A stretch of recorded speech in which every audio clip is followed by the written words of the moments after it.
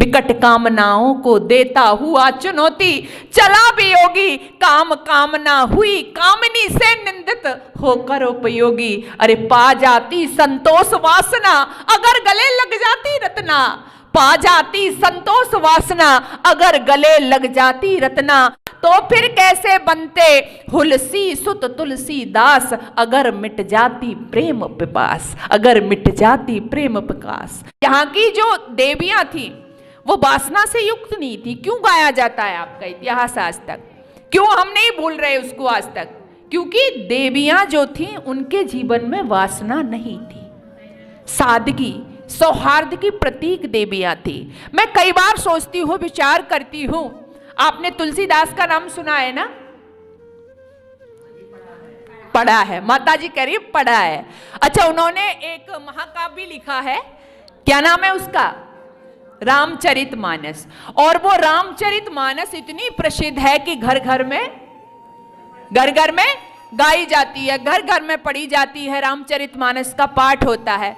अच्छा, एक बात बताइए, मैं पढ़ रही थी एक दिन, थोड़ा सा विचार किया कि ये तुलसीदास जिसने रामचरितमानस लिखी, जीवन क्या था इनका? और उनकी जो पत्नी थी रत्ना, बड़ा प्रेम करते थे अपनी पत्नी से, पार स्नेह था अपनी पत्नी से। और ऐसा पढ़ने में आता है कि अपनी पत्नी की वृह वेदना नहीं सह सके, पत्नी मायके में चली गई तो उनके पीछे पीछे मायके में चले गए। वहां जो भी घटित हुआ पढ़ने में आता है, तो रत्ना ने यही कहा कि इतनी बिजली चमक रही है, बादल छाए हुए हैं, बारिश हो रही है, मौसम बड़ा भयंकर है, और आप यहां। रत्ना का आश्चर्य का ठिकाना नहीं रहा। तो तुलसीदास ने कहा, हाँ देवी, तुम्हारी वृह वेदना में मैं यहां तक आ गया। उस समय रत्ना ने देखा कि ये जो तेरा पति है इसमें बड़ी क्षमता है। जरा विचार करना जो मैं कहना चाह रही हूं। रत्ना ने क्या देखा? विकट कामनाओं को देता हुआ चुनौती, विकट कामनाओं को देता हुआ चुनौती, चला वियोगी, काम कामना हुई कामिनी से निंदित होकर उपयोगी। जब चला इतने झंझट झेले, लेकिन रत्ना ने क्या कहा? रत्ना ने कहा, पति देव, अरे इतना ताकत, इतना पावर आपने यहां आने में लगाया, इतना ही प्रीति आपकी मेरे साथ है, इस हाड़ चाम मांस के पुतले के साथ है, इतनी प्रीति यदि आपकी किस पर हो? प्रभु से हो। अरे जैसी नियति काम पर वैसी हर पर होए, चले जाओ बैकुंठ को बाहन पकड़े कोई। अगर तुम इतना वहां लो लगाओ तो तुम्हारा जीवन बदल जाएगा।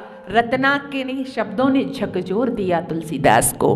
विकट कामनाओं को देता हुआ चुनौती, चला वियोगी, काम कामना हुई कामिनी से निंदित होकर उपयोगी। अरे पा जाती संतोष वासना अगर गले लग जाती रत्ना, पा जाती संतोष वासना अगर गले लग जाती रत्ना, तो फिर कैसे बनते तुलसी सुत, तो फिर कैसे बनते हुलसी सुत तुलसीदास। ध्यान देना, तो फिर कैसे बनते हुलसी सुत तुलसीदास अगर मिट जाती प्रेम पिपास, अगर मिट जाती प्रेम पिपास। यदि रत्ना ने बाहों में भर लिया होता पति देव को, तो तुलसीदास न होते। मैंने कहा नैया वासना को जगह नहीं थी। रत्ना ने देखा तेरे पति देव में बहुत क्षमता है, तेरे पति देव बहुत कुछ बड़ा कर सकते हैं, बस छोड़ दिया, मोटिवेट किया अपने पति को। कई बार कई स्त्रियां आकर के कहती हैं, बहन जी मेरा पति तो मेरे ही बस में रहता है। मैंने कहा तुम्हारे बस में कैसे रहता है कि उंगली पर नचाती हूं, जैसा कहती हूं वैसा ही करता है, माँ की बात नहीं सुनता अपनी।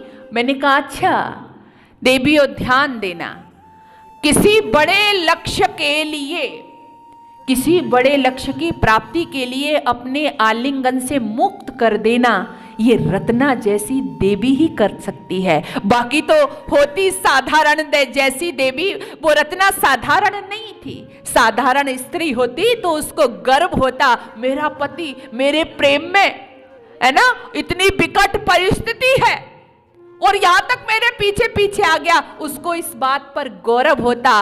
पा जाती संतोष वासना अगर गले लग जाती रत्ना, तो फिर कैसे होते हुलसी सुत तुलसीदास, अगर मिट जाती प्रेम पिपास। तो ये पिपास यदि मिट गई होती तो उनकी रामचरितमानस आज हम घर घर में न पढ़ रहे होते। ये कौन कर सकता है? एक जो सादगी से युक्त पत्नी होती है वो कर सकती है।